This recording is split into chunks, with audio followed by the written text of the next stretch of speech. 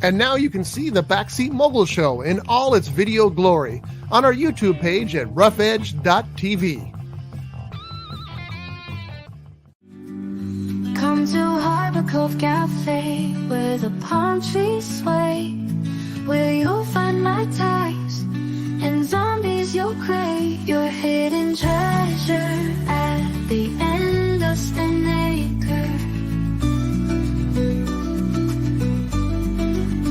Tropical libations, feel the island vibrations. Taste the flavors that delight in our paradise at night. Sip on sunshine in your cup, life's a breeze, so drink it up. Harbor Cove Cafe, where the aloha stays. Your perfect getaway at the end of the bay.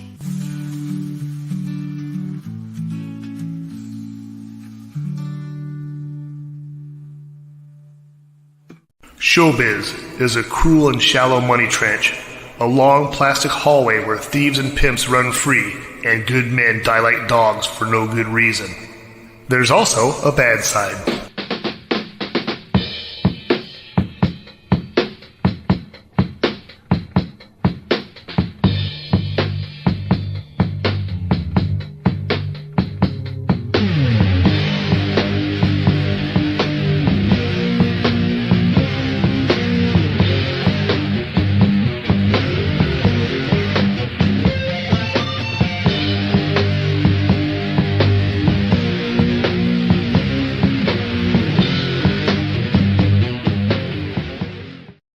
Today's episode brought to you by Little Debbie's Nutty Bars. Little Debbie's Nutty Bars. Delicious snacks that taste delicious. Okay, they're not really brought to you by that, but we just really like these things a lot. Oh, yeah. So thank you for joining us here on the Backseat Mogul Show. I am R. Scott Bolton. I am the Backseat Mogul. That is Johnny D over that side there. Good. Good morning. Good. Yeah. Hi. All righty then. We got to get out of here at 10 o'clock sharp today because Johnny's got to be on set. Going to go meet Jeff Janae over at Briggs Schools and do some establishing shots, right? Of your character, Old Man Greg. Yep. Or in your case, Older Man Greg. Ancient Greg. So, and then I got to get home because it's November. What does that mean? Right. That's right. I'm writing my new book. #Hellstrong is the name of it. And it is the sequel to Dead Dick. All right. I'm happy. John's so excited that I finally wrote a sequel to Dead Dick.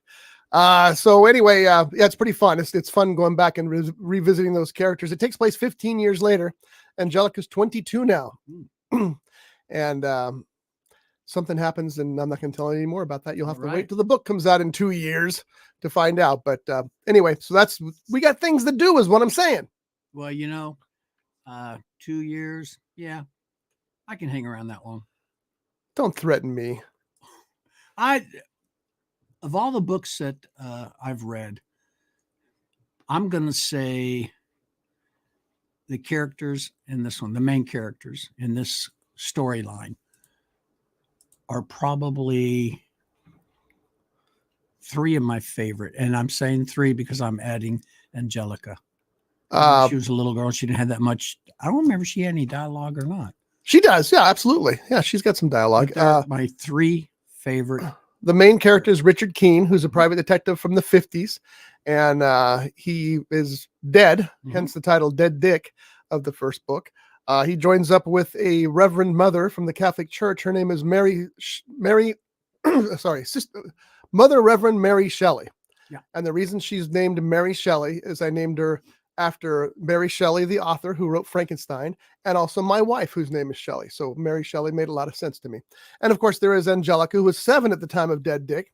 She's 15 years older now. And the story, I will tell you, the story takes place starting at the Santa Barbara Mission. And then it probably won't be on Earth much longer after that. So, because the story takes them elsewhere. But anyway, I'm only 2,500 words in. I got a long way to go, but it is, in fact, a National Novel Writing Month. So I got to get busy. I got at least 2 to 3 hours I got to get in writing a day, especially because in the middle of the month, I'm going to Vegas for 3 days. So I got to get busy on things and get these done. But anyway, so today we're going to talk some news. Excuse me, I still got this stupid cold hangover here. And then we're going to talk about Venom: The Last Dance, which is a film that is in theaters now that Johnny and I went to see. And we'll talk about that here shortly. Oh, by the way, I have a mock-up cover of #Hellstrong. See if that looks familiar to you, Johnny.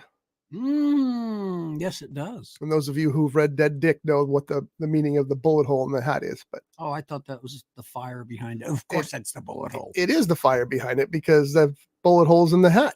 Yeah. And then there's a little blood coming out because of it. But anyway, I like it. That's working on that right now, and I'm having more fun than I possibly should. And here's the thing: it's going to be an absolutely ridiculous book.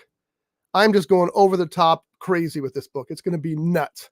And a lot of people aren't going to like it because of that, and I don't care. Show me that cover again, or show us that cover again. #Hellstrong. You know where that came from? No, What do you see when there's a disaster in a town or something? #Ventura Strong. Santa Paula Strong. #Hellstrong. You can probably guess where this book's going to take place. Yeah. By the fact that it's #Hellstrong. Oh, I thought maybe it was going to take place down in downtown LA. Or Bakersfield. Ooh, either one. Yeah. Anyway, so let's get started with some news. We do have some great news to start things off this morning. Toho has announced that the director of Godzilla -1 is currently at work on another Godzilla movie for Toho. His name is Takashi Yamazaki, and he is the man. He's a writer, a director, and a special effects guy. The story I heard was that he was making his own fan versions of Godzilla movies, and Toho saw them and said, "Hey, would you like to maybe make a Godzilla movie?" Well, there's a dream come true. This guy gets to do it, and he makes arguably the best Godzilla movie since 1954. Okay, big question. No, it's not. You can no longer say big question. Okay, A question. No, a question. Because they're never big questions with you. Okay, big question. Did you enjoy your breakfast sandwich? It's not a big question. Far-reaching. A question. No. A question. Just say, and I'll decide whether it's big or not. Acorn. No. It's not big enough. Oh, sorry. Question. Yes. Okay. Is this supposed to be a prequel, a sequel, or just something entirely different? What are you talking about? The new movie or the new one? Who knows? He's in the works. We don't know. Okay. He did say that he had plans to follow up Godzilla -1, but we'll see what he did. The thing that's worked so great about Godzilla -1 is it's so much more than a Godzilla movie. It is a Godzilla movie with some of the best special effects you'll ever see in a Godzilla movie. But it's so much more because when you see the old Godzilla movies, the people parts, you usually just tolerated them. You just waited for them to be over so you can see Godzilla smash stuff up. This movie made you care about the characters. It made the characters 3D, made them real people. And it just was a completely different experience for a Godzilla movie. Like I said, it is easily the best Godzilla movie since 1954. And that's when the first movie was released. So what does that tell you? And when you say the first, it's not the reworking of the first one where they put in added Raymond Burr for American audiences. No, it's the original. This is from the original. Which if you haven't seen, you need to see. It's a lot more grim and intense than you would expect from that from the Raymond Burr version. It's very, very good, by the way. I highly recommend it. Matter of fact, I need to see it again. I wish I had it on a Blu-ray or DVD. I got like 10 of them. Anyway, so that is good news. Godzilla -1. There's no idea about a release date or anything like that, but here's all we know. Godzilla is returning under that guy's direction, and I just can't wait because it's the first movie that did what? Won Godzilla an Oscar. Oh, yeah, that's right. Best special effects for Godzilla -1. My son and I were beside ourselves when that one. We were like dancing around the living room when that won. We were so happy to see that Godzilla won an Oscar. And it should have won more, honestly. It should have been nominated for screenplay, and it should have been nominated for best picture. And I'm not joking. It should have. It's that good. Should Godzilla have been nominated as actor? He should have, but they'll never do that. So, that's true too. Game of Thrones looks like it's returning. They have a movie in early development at Warner Brothers. I wonder if it's this. Did you ever watch Dexter on Showtime? Yes. It had one of the worst series finales of all time. Yes, it did. He goes out in the ocean is tossing him around. It it was too long, it was too overdone, and it didn't really close the series. So what did they do? They added another season of Dexter so they could fix it. I wonder if this is what Game of Thrones is doing, because I had no issue with the ending of Game of Thrones. A lot of people did. I didn't. It's like, but I was never a huge fan of Game of Thrones either, so I didn't have that invested in it, I don't think. But a lot of people really despised the series finale. Is this their opportunity to set it right? I don't know. I'm going to say spoiler alert for those who haven't seen Game of Thrones, especially the ending or whatever. I was disappointed in, maybe this was the way it was written in the book. I doubt it. Jon Snow, of what happened to Jon Snow. Okay. The fact that he was pretty much banished. Okay. And that's what my disappointment was, considering everything that the character did. I can't argue with that because, like I said, I wasn't a big fan of the series. I always thought it was, I'm not a fan of that kind of sword and sorcery stuff. I never really have been. And I tried, but I just didn't get into Game of Thrones, even though the most evil family in the series is named what? Bolton. Oh yeah. Anyway, so I can't. Now, did you follow it religiously? Were you a huge fan of it? I'm surprised you guys. I'm surprised Josh didn't do a red wedding. You were so far behind the times. Do you remember the glass I was drinking out of? I showed everybody my glass. I don't remember seeing it. It was a Game of Thrones glass. Oh, that's right. And we made many jokes about the red wedding at the wedding. Yeah, but stay up, John. Okay. But anyway, were you like a religious fan of Game of Thrones? I wouldn't say religious. I think I saw most, if not all, the episodes. But no, I enjoyed it, and I enjoyed it too. It's just that I never watched. I watched the first episode of the new one, the Dragons one, and I thought I can't do this again. Yeah, even though my son just worships it, but I just can't do it again. Too. And I also started getting bored with the Rings. Oh, I'm not the series. I'm not even. I haven't even started that. I heard good things. I heard bad things, but anyway. So we'll see what happens with this. It's really an early development right now at Warner Brothers. So whether it actually happens or not remains to be seen. It is interesting though, and it will give them the opportunity to maybe fix what people didn't like about the first one, much like Dexter did. Because I understand that the new season of Dexter that followed the series finale was phenomenal, and I just got Showtime recently, so I will be watching that very soon. But wasn't there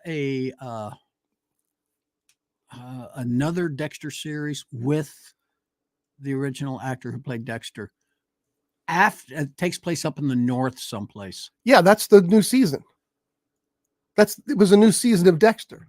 They finished the Dexter series with the one there, and then they started it up again a year or two later. I thought you were talking about there is a new Dexter series coming out where it's Dexter as a child. Yeah, but that's like still Origin. That hasn't even come out yet. That's not even available yet. That's still filming. Looks like it's got a good cast. It does have a good cast. So, and I don't. Is James Remar in that? Didn't James Remar play his father in the? Yes, he did. But I think the person that plays his father in this one, I could be wrong, is Christian Slater. I could be wrong on that. Yeah, that'd be a good choice though. Because he is in it. That'd be a good choice. Anyway, we'll see what happens with Game of Thrones coming up here. Again, it's in early development, and we don't know much more than that. Sylvester Stallone's movie Cliffhanger. Were you a fan? I can't remember if I saw all of it or not, to be quite honest. That opening sequence is so intense, it just makes you want to scream.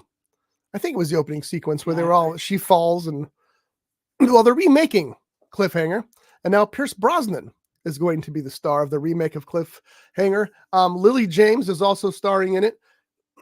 Sorry, folks. It says the film will look a lot different from the package initially announced nearly 18 months ago. Stallone was originally supposed to be in it, but he's been replaced by Pierce Brosnan. Stallone's probably busy doing Tulsa King, which is a smash hit, and a lot of fun, even though it's the most ridiculous show. It is. I love it though. This is a spoiler big time if you haven't seen season 2 of Tulsa King. He's in court, federal court, for bribing a FBI agent. he acts as his own attorney. Right there, I lost my wife. She's not. Nope. There's no way that guy would. Nope. And she walks out of the room. She can't stand that show. There's just way too much testosterone in that screen. So she looks at that. She thinks that's utterly ridiculous. She leaves because she was in court for 30 years, right? Yeah. Not on trial as part of the court. So anyway, I had her locked up. so you watched him defend himself in a federal court where everything is tight and serious and mean. And how does he get off? I don't know. He says, whatever happened to somebody just giving somebody a gift? Just doing something nice for somebody. It wasn't an exchange for it. It wasn't a bribe. It was just a gift. Why can't we just be nice to each other? And the jury's like, oh, he's right. I'm guilty. Like, oops. Seriously. I don't care. I thought it was fun. I love, hey, Sylvester Stallone.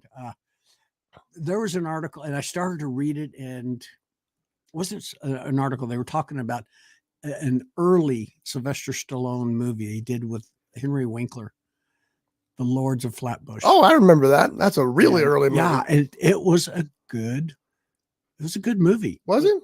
Okay. Well, I liked it. Well, you like everything. Well, that's true. You like the film on your hot chocolate. Well, yeah. Okay. Because it was hot chocolate to begin with. Okay. But no, it was a good movie. It was a fun movie to watch. Cliffhanger remake, I'm very excited about. It looks like it's already had some serious issues as far as changing out writers, changing out stars. So we'll see what happens. I almost would have rather seen Stallone in it, but because obviously he's playing an older Stallone. If he was going to be in it, he's going to be today's Stallone. So Pierce Brosnan actually fits. Okay. My only problem with it, even Sylvester Stallone at his age, he is still very, very buff. And I don't picture, I'm the man was James Bond. He's in excellent condition. He doesn't have to be buff. Why do you have to be buff? Well, no. Cliffhangers aren't buff. Wait, cliffhangers are bad idea. Rock climbers aren't buff. Some of them are buff, but some of them are like precious. Oh. My precious. Mm-hmm. I don't know that, but anyway, I am looking forward to the Cliffhanger remake. We'll see if it makes it through any more troubles or changes.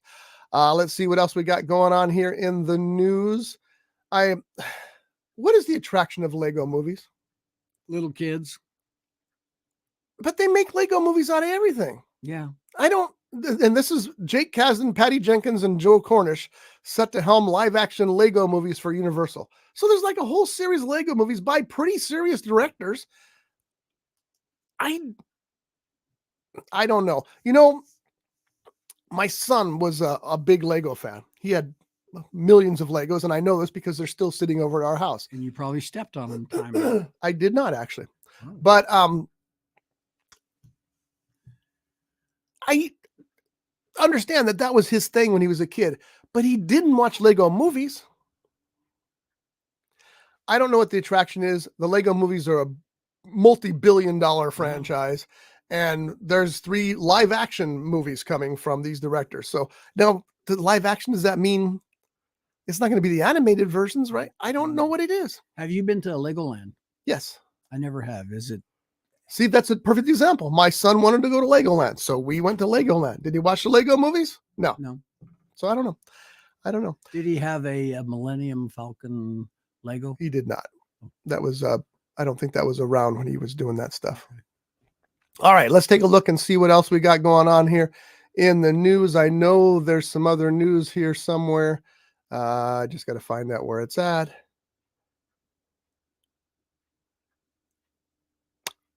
Is that not that? I will tell you that I watched Maxine this week. That was my Halloween movie. That and the Addams Family from the 60s. That show was so great. Mm-hmm. Maxine is the third part of a trilogy of films directed by Ty West and starring Mia Goth. And it's about I think it's an actually direct sequel to the movie before that, which was Pearl. Because Pearl wanted to be a big star. That was her dream, to be a big star. Well, it starts off in Hollywood and she's a porn star. And she's a porn star who's trying to get into the straight film business. And she does get into the straight film business, but somebody or something is stalking her or preventing her. And so it's got that feel to it. It feels like a 70s movie slasher flick. Try saying that 3 times fast. That- It's got the look of that, and Mia Goth is amazing. She is so perfect for horror films that they just need to make horror films with her from now on. But I did watch, that was my Halloween movie. Did you watch any movies for Halloween? I was going to, and I didn't. Don't ask me why. Actually, I may have gone to bed early that night. I just don't remember. See what happens when you become. Well, you have no ancient? trick or treaters there, right? Well, yeah, that's true. We had 6 show up, and that count as cheating because one of them was our infant neighbor.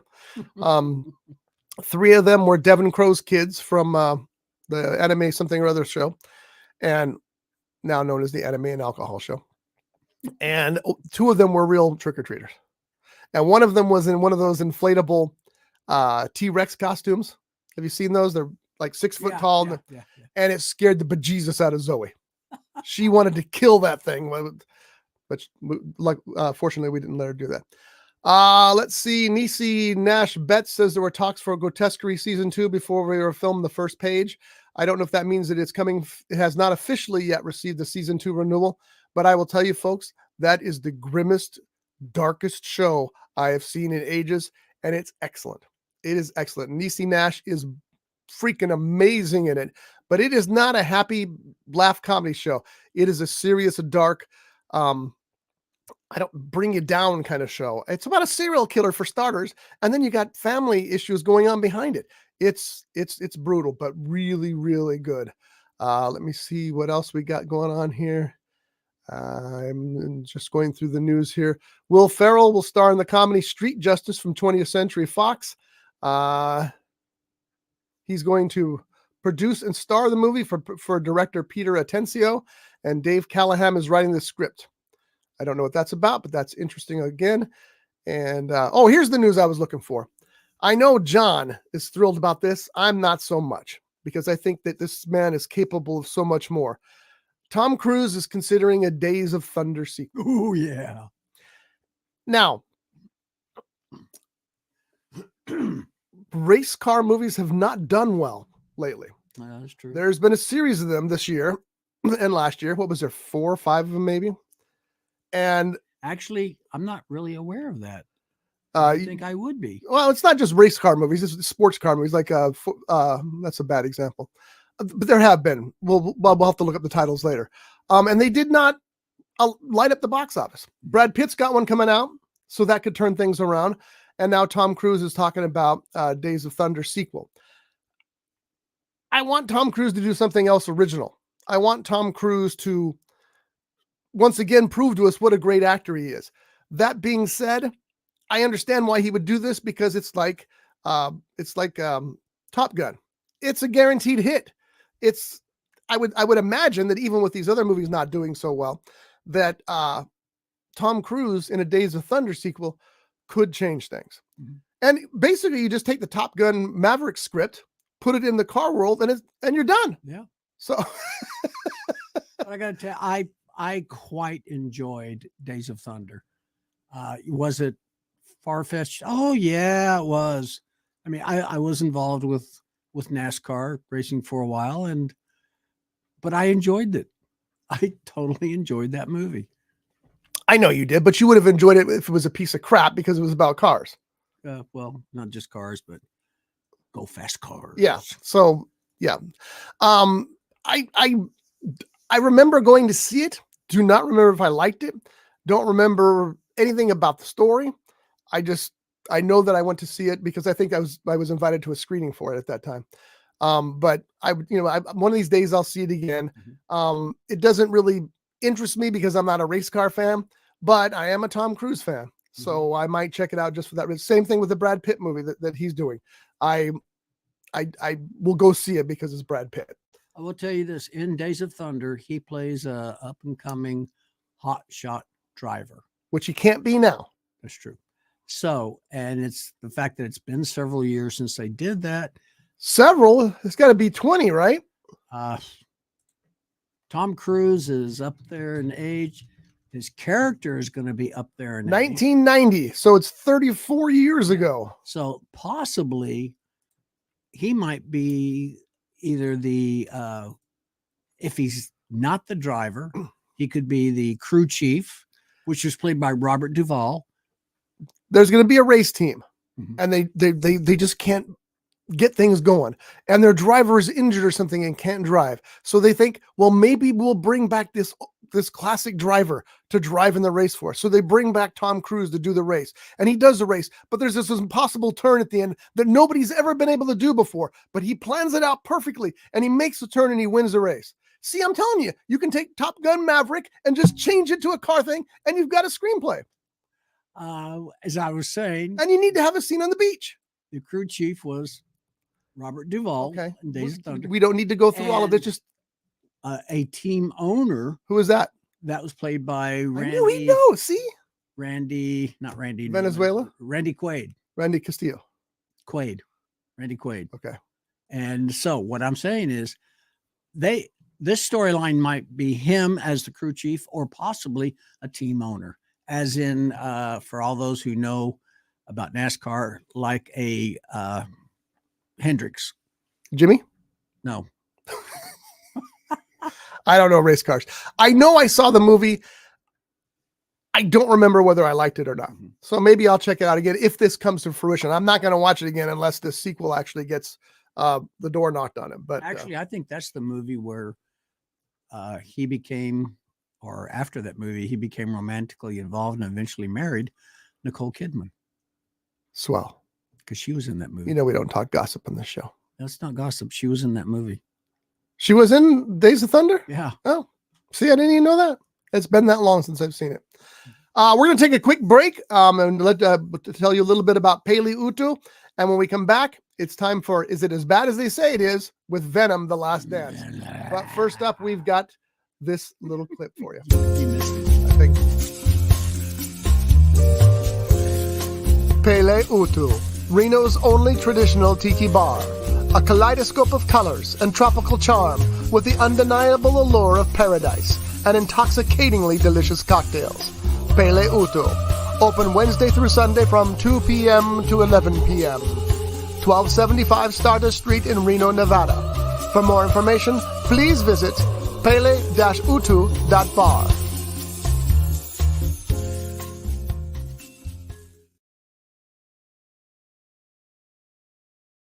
I will tell you that Pele Utu is hopping. They had a feature, a live television segment on KOMO in Reno, and it went very well. The woman who did the interview was just thrilled with the place. Shocker and Rosie were both very upbeat and entertaining. And that night they were pretty busy. They also introduced their happy hour about a week ago. I don't have the time in front of me, but if you go to pele-utu.bar, you'll see it there.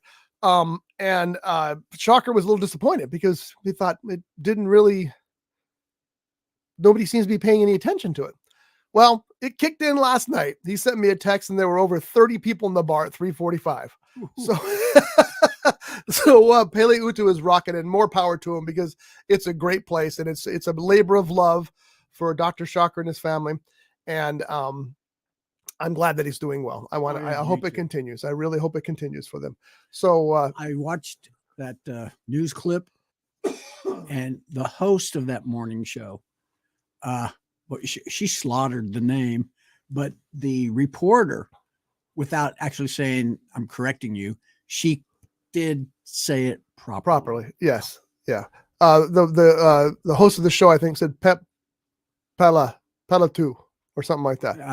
No, it's Pele Utu. Yeah.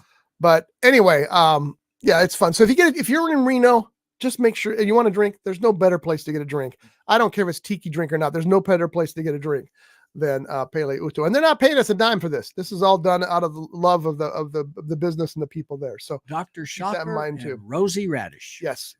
Close personal friends of ours. All right. So now it's time for this.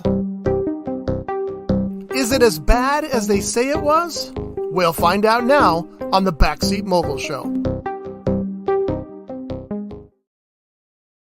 So today's topic for Is It As Bad As They Say It Is Venom, The Last Dance, which is currently sitting on Rotten Tomatoes at a 38% tomato meter with an 80% popcorn meter.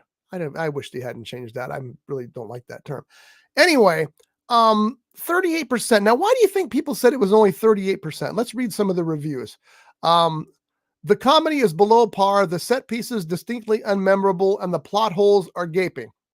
That's somebody from the UK who's made that comment. And apparently that's all they're going to let me see. Oh, there we go. Billed as the final installment of the Venom trilogy and feels like a contractual obligation for nearly everyone concerned. That's Jake Wilson from The Age in Australia. Nicola Austin from the Movie Marker says, despite featuring a Venom horse and Venom dancing with Mrs. Chen to ABBA, this concluding installment disappointingly shies away from what's made the franchise the surprise hit for Sony. The kooky but surprisingly endearing Eddie Brock Venom dynamic. And here's a good review. Oh, and I like this review from David Nusar, Real Film Reviews. Mostly intolerable.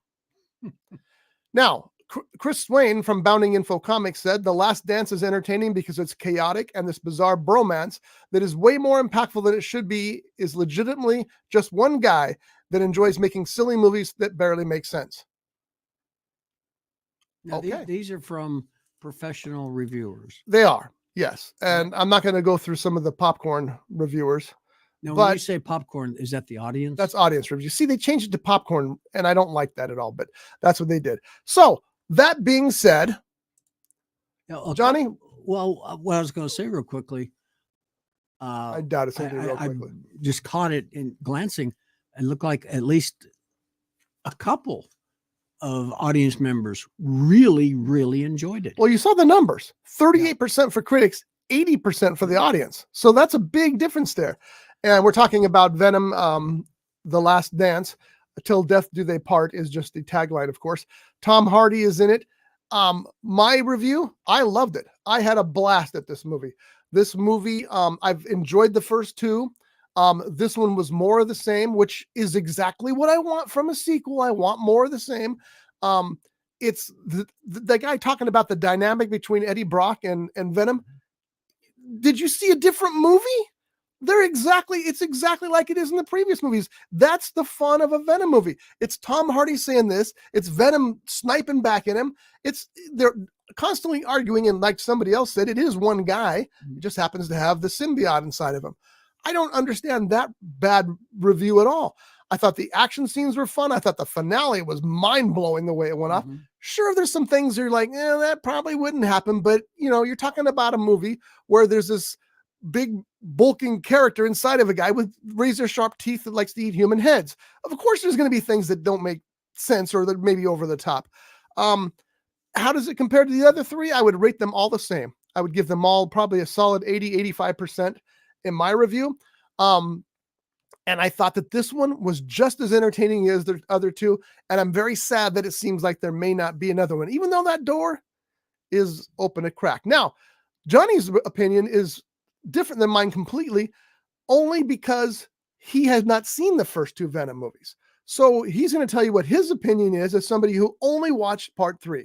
Well, the first time that I saw Venom on the big screen was in one of the Spider-Man movies with Tobey Maguire. Right. And I didn't care for Venom. I just and I'll tell you what the problem with that is. The studio forced Sam Raimi to put him in the last minute, so he had to do something with it. So it wasn't the same. I purposely shied away from the Venom because of the Spider-Man appearance. Yes. Oh. And when Scotty called me up, says, "Come on," basically he says, "Get your butt in the car, meet you down at the theater." Well, okay. I said, "I'm going to go see Venom. You want to come? If not, I'm going by myself." And I well, went in, and I got to tell you, it was not as. Don't get me wrong. I like a good monster type movie. He's not a monster. He's a sweetheart. Well, I know a scary movie, but I'm so glad I went and saw this movie, and I hope it is not the last time that Tom Hardy is with Venom again. Tom Hardy co-wrote the story for this one. Of course, he's listed as a producer because that's a perk he gets as being an actor, an A-list actor. But he is so good as Eddie Brock and Venom, and he does both voices. He does Eddie Brock, obviously, that's the character, and Eddie Brock's voice is kind of like, oh, let's go down and get a beer. And then there's Venom, and he does both voices, and I really don't think you could tell that if you didn't know that. I knew it from previous movies, but I think that some people might go, well, who's playing Venom? Tom Hardy's playing Venom. So go on. I definitely have to see the first two Yes, you do. Venom movies, simply because the lady that Venom danced with. Yes, Mrs. Chen. Mrs. Chen. Was she She was from the previous movies. The bodega? The little market? I don't know. I don't remember. She was the remember she's in one of the if not both of the first two movies. Well, in one of the movies. But you didn't see the first two movies. So how do you know? Well, because you see clips. Oh, okay. All right. And there's this guy is robbing this market. And it's this little old Asian type lady behind the counter. And Tom Hardy happens to be in there. And Venom sees what's going on. So he intervenes. And yeah, that was her. He intervenes and pretty much tells the bad guy, you will leave and you will never come back. He always gives him the chance. You have a chance to turn around now. And he changed his mind. Yeah. And he eats their heads. That's what he does. She's terrific. Her name is Peggy Lou, I think they said. And it's good to see her back. That was a nice surprise. I don't know how she became rich, even though I think she explains it, doesn't she? I think so. Because she's very wealthy in this movie. But it's funny because she sees Eddie Brock, stunned to see him, of course, and then she says, "Is the big guy still with you?" And of course, the big guy's still with him. I don't understand this movie getting bad reviews, especially when you see some of the movies that get good reviews. It's like, wait a minute, okay, I know this isn't Academy Award material, but this is what I give my money for. This is what I want. This is the kind of adventure I want to have in a movie theater. And it reminds me of, hold on, I'm going to look up what the Deadpool rating was, because Deadpool did the same thing. Deadpool gave us exactly what we wanted from a Deadpool movie. And it got a 78% good reviews with 94% on the people meter. I can't say popcorn meter. I just don't like that. So is Deadpool and Wolverine twice as good as Venom? No. It's two different. No, it's not. They're superhero movies. But the way I would look at it, they're both buddy different movies. Scales. Well, that's true. Yeah. That is true. The budget for Venom was only $120 million. Well, I'm not talking about that. I'm talking about when you have these characters over here and these characters over here, it's two different balances on the scale.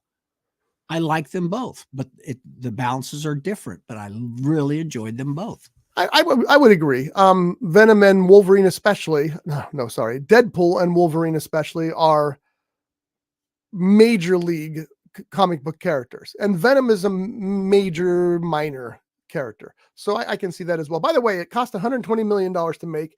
It's already grossed $187 million. So it's got a shot at making its money back.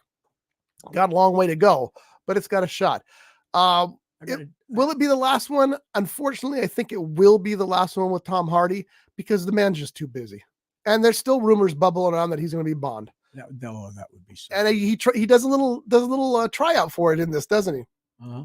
All of a sudden he's standing there in a tux. It's like, oh, is that put in there intentionally? I don't know. We'll see. But yeah, no, I agree. And I definitely have to see there is a red box over by where I'm at. And if they haven't already emptied it, I'm going to see if one, if not both of the previous ones are still there. Because if they are, I'm going to go ahead and get them. According to this, and I'd forgotten this, you can see Venom on Disney Plus or on Hulu. And I keep forgetting that Hulu's part of Disney. Amazon Prime Video, you can rent it for $3.59. Apple TV, $3.99. It's free on a lot of free services as well. But yeah, you got to see them both, because my mother wanted to see the third one, and I convinced her not to until she saw the first two. So because she fell in love with Tom Hardy, I don't mean she thought he was sexy or whatever, but we went to see The Bike Riders. Oh yeah. And she leaned over me halfway through that movie and said, "Who is that actor?"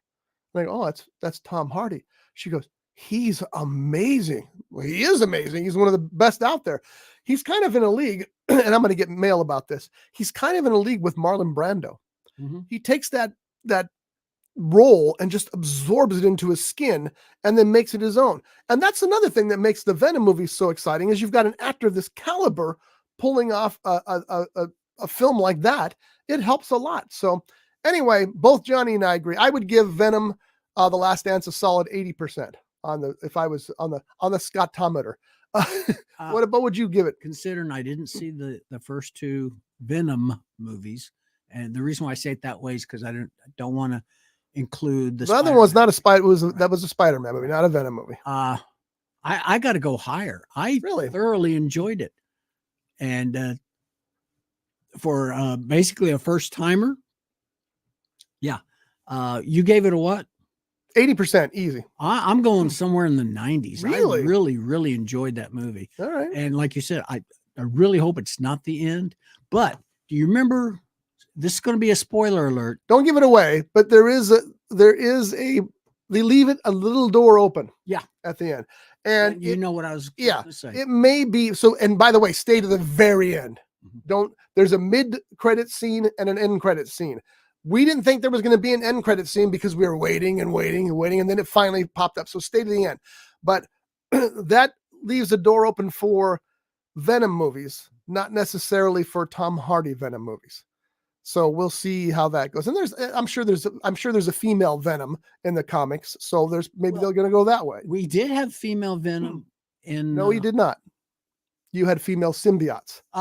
There's only one Venom. That's right.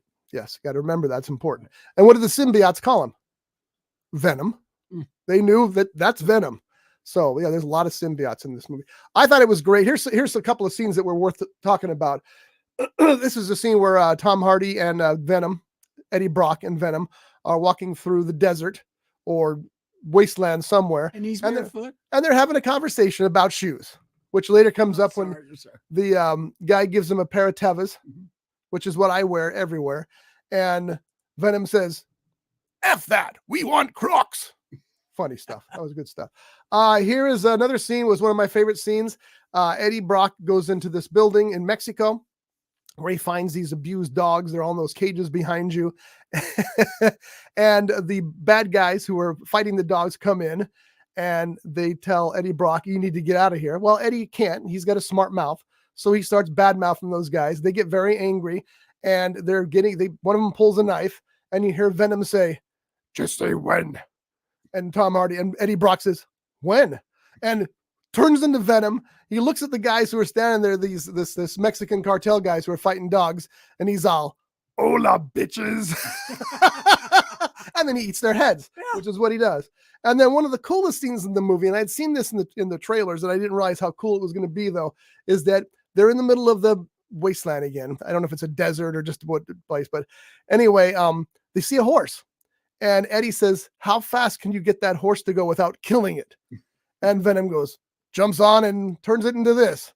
So there's the Venom horse. And as you can see, that horse is wild and beastly and venomy, and it's fast. It is fast. But that was also a fun sequence in that movie as well. So yeah, in my opinion, it was a solid entertainment film. I'm kind of glad. This is the only gladness I have about not seeing another Tom Hardy Venom movie, is I can buy the trilogy when it comes out in Blu-ray and have them already. So it's like I waited to buy the John Wick series until all 4 John Wick movies were done. Even though there's bubblings that John Wick 5 might actually happen. You know what's going to happen? You're going to buy the trilogy on Blu-ray thinking, and then they'll say, release date for Venom 4. If that triggers it, I'm all for it. That's fine with me as well. I'd be all. You'll wait for that Blu-ray to come out. I would. So go see Venom: The Last Dance, especially if you like the first 2, because you're going to be thrilled with this one. I promise you. Do you remember a movie called Bronson? I don't think so. And is Charles Bronson in it? That is the character's name, Charles Bronson. And I thought it was a movie about Charles Bronson. Well, it wasn't about the actor Charles Bronson. It wasn't. Oh, was Tom Hardy in that? It was Tom Hardy. And he was so good. Oh my God. A young man who was sentenced to 7 years in prison for robbing a post office ends up spending 3 decades in solitary confinement.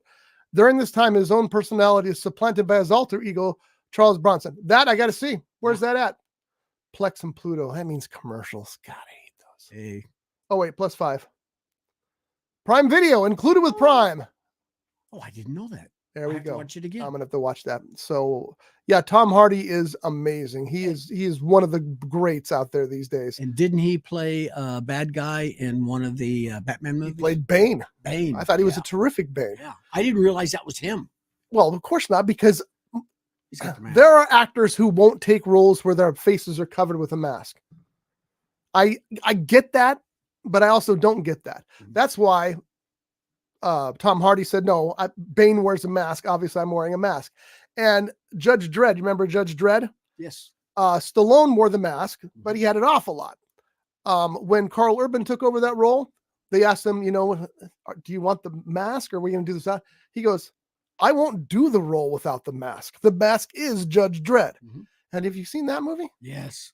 That movie is intense. Oh, no, I have not. You haven't seen the Carl Urban version? No, I have not. It's really good, but it's ultra violent. It's crazy because Judge Dredd should be ultra violent, as a matter of fact. Yeah, but I've not seen Bronson. I'll have to check that out. I got to tell you what, I'm going to go to that red box if it's still there. Oh man, it's going to take my entire paycheck. Oh well, why not? I'll be surprised. I'll be surprised if it's still there. If it is still there, it's probably not full. So a lot of the movies you may choose probably won't be available, because my understanding is, and do not quote me on this, folks, is that Redbox is doing what Netflix did. You rent a movie and they just say keep it, because they're closing down all their boxes, which sucks, because physical media. If you don't buy it, somebody else is going to tell you when you can watch it. Yeah, I freaking hate that. So and there's the same thing with music. That's true. Yeah. Unless you've got an MP3 collection, that's yours. That's different. But if you're playing it through Spotify, somebody else is telling you what to listen to, when to listen to it. Which reminds me, I acquired an MP3 itty bitty thing. Yeah. And if I can remember, next time I'll bring it in and say, Scotty, help me figure this thing out. I can tell you how to figure it out right now. Throw it in the trash and use your phone. I don't know what's on this thing. Well, I can tell you what songs are on it, but if anything, may not be anything on it. I mean, it's just like when you have the cables for it, or just the unit? I believe I got the cables too. Okay, yeah, bring it in. We'll take a look at it and see. It's like when I bought my Trailblazer, it came with an iPod that is crammed full of music. I mean, from multiple genres, from Bach, Beethoven type music, all the way to cattle decapitation. Yeah, nice. I mean, we're talking speed metal, which I'm not a big fan of. It's awesome. I mean, I like heavy metal. I just don't like. He doesn't. Ugh. He doesn't like Slayer. What does that tell you? And I'm trying to figure out, how can I delete some of this stuff? Why would you want to? Just transfer it all over and keep it. What harm is it doing? No, I don't know that you can transfer it over. A lot of times those devices, once you transferred it over, you couldn't transfer it back. But you copied it instead. You know what I'm saying? Anyway, yeah, bring it in. We'll take a look at it and see what's on there and what we can do with it. Maybe nothing, but that's true. But maybe something, it's worth a shot. All right, that's about it for today's show, folks. We're going to cut out a little early because Johnny's got to get to set and I got to get to writing. Wrote 2,500 words yesterday. Wow, that's a bunch. I need to write 1,600 a day in order to make my finish my 50,000 by the end of November. 2,500 is a good start. Yeah, and you're taking a break in the middle of the month. 17th, 18th, 19th. Yep. It won't affect this show. I think we'll still be doing the show here. It will put a damper on the fishing show, the Real Angler podcast, but I'll let Kevin know that. But yeah, and then of course at the end of the month, Thanksgiving time, we don't do shows because we never do shows on holidays because nobody listens. It makes us sad that you guys don't think of us in the holidays. By the way, I do want to say this. A lot of you are watching this show now, and a lot of you are listening to the show, and we truly appreciate that. We truly appreciate you joining us here. We do this all for fun. We haven't made dime one here. As a matter of fact, it cost me about $25, $30 a month to run this little studio here. and which is nothing, by the way. It was a lot more until the House of Magic graciously donated the studio. But still, we don't do it for money. Obviously, we do it because we love to do it. And we've been doing this for 16 years now, which is stupid, but we're still having a good time. We're still meeting new friends like Jeff and like others. We had a guy come into the Friday Shot Day show yesterday. It was just Julie and I, because Doug was busy in Costa Rica and Shocker had his house full of his bar full of customers. And we were like kind of running out of things to say, because the Friday Shot Day show is a 90-minute show. This guy comes in, Jim brought him in, and he's a bud tender at a dispensary in Panorama City. Ooh. And so we talked to him for about 20 minutes about what he does, the benefits and effects of marijuana. And it was a terrific thing. So this is why we do these shows, to meet people like that, to meet people like Jeff Genet, to become major stars in a major motion picture like we will be in First Run. And, and we just do it for fun. And the fact that you join us means a lot. So please continue to watch. Please subscribe to Rough Edge Studios, Rough Edge FM. It is, I know it's confusing. Let me try to explain that a little bit. Rough Edge is the umbrella. Rough Edge Studios is the production place. This is where we produce our shows. Rough Edge FM is our audio broadcast channel. And roughedge.tv is where you see all of our podcasts listed, and you can choose which ones to watch. And we're always live. Our shows are always live, usually live, on right here on the YouTube at Rough Edge Studios. So you can find us anywhere. It would really help us if you'd subscribe, if you would continue to watch. We truly appreciate it. Continue to listen if you're listening to us through Spreaker. I know a lot of people still like to go to the gym or at work, like Jeff does, and listen to our shows. And we truly appreciate that as well. So thank you all for that. And we're going to keep doing it, because what the hell, we got nothing else to do. So how many words are you going to write today? I'm going to try to write 2,500 more. Okay. I want to get 10% in before that. By the way, National Novel Writing Month is always November. You can go to NaNoWriMo.org. That's NaNoWri.org.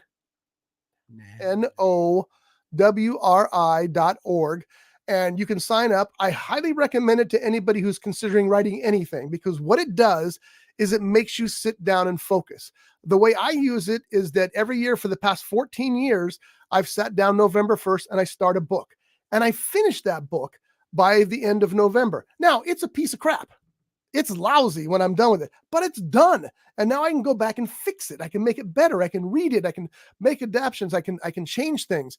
And eventually I get a published book out of it. I've published 7 books so far that have come from National Novel Writing Month. And may I say, these books are available on Amazon.com. So go to Amazon.com, type in R. Scott Bolton, author, in the search engine of Amazon.com, and it'll pull up a plethora. God, I just love saying it. Don't know what it means, but I love saying it. Nobody else does either.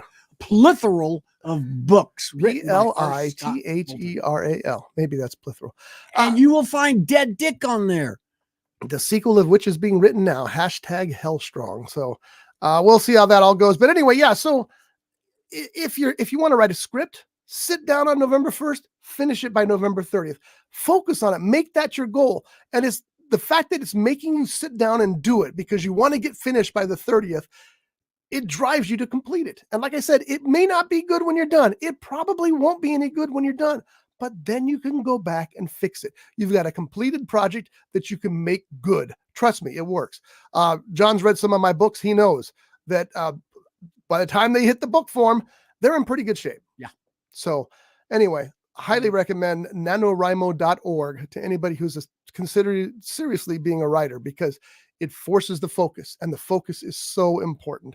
I thought that when I retired back in February that I would spend more time writing, and I haven't. I've been really bad about it, but here I am in November, and again, I'm focused on writing more. And just do it. It's just really worth your time and effort to do it. They have a nice interface when it works. They're having some trouble with their website this year, so you can keep track of your writing. Like, oh, I wrote 2,500 words. I'm 2% started, or whatever it is. It really is a nice setup, and you get to interact with people who are writing as well. They have writer workshops everywhere.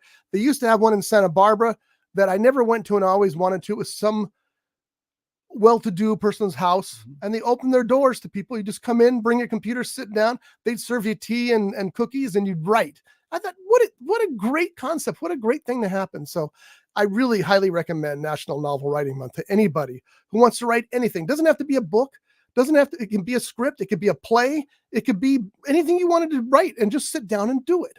Now that's National Novel Writing Month.org. No, NaNoWriMo.org. National Novel Writing Month. NaNoWriMo.org. Do it. Do it. Do it. Do it. Do it. All right, folks, we are out of here. We'll see you next week. Johnny's on his way to the set where he's going to do some establishing shots as old Greg. And the fact that this is a movie, which will eventually be, which will eventually be playing at your local theater. And speaking of local theater, go to your mom and pop theaters. Go to your walk-in theaters. At this point, just go to any theater. We just want you to go to the movies, because I'll tell you, any movie is better in a theater. It just is. Yeah. And remember, this episode was brought to you by Little Debbie's Nutty Bars. Nutty Buddy. It really, you know what I'm disappointed about? They offer merchandise in the back of this box. Mm-hmm. I would have bought a Little Debbie Nutty Buddy t-shirt, but it doesn't say Nutty Buddy. It says Nutty Bar. Oh. What a stupid shirt. Yeah. Fix that, Little Debbie's. Other than that, keep making these, because these are the best. Oh man, yeah, they are. Like Scotty said earlier, we have tried the knockoff. Well, other manufacturers type. They're knockoffs. They're knockoffs, and I'm sorry, they're not. They don't hold a candle. Yeah, this stuff melts in your mouth. Okay, we're getting creepy about this. All right, folks, we'll see you next week. Thanks for listening and watching the Backseat Mogul Show. Enjoy your November. And remember, for those in the states that are affected by it, this weekend, starting after midnight tonight, was it 1:30, 2:30? 2 o'clock. 2 o'clock in the morning, your clocks fall back 1 hour. It's actually 2 o'clock tomorrow. Anyway, this weekend, you're going to get an extra hour. 2 a.m. is tomorrow. Oh, that's right. Yeah, that is Sunday morning. I hate the time change. I wish we voted against it, and the Congress still hasn't approved it, but I'm just done with it. Let's stop changing the time. Myself, I enjoy it. It does not affect me. Of course one you way or do. the other. So you like changing the time? Yeah. There's something definitely wrong with you. You need to go to the home. Well, we know that. It's true. See you next week, folks. Bye. Brought to you by The Grape, Ventura County's premier jazz venue and cocktail lounge, located at 2733 East Main Street in Ventura. For menu and music schedule, visit them online at thegrape.club. This has been a Rough Edge Studios production.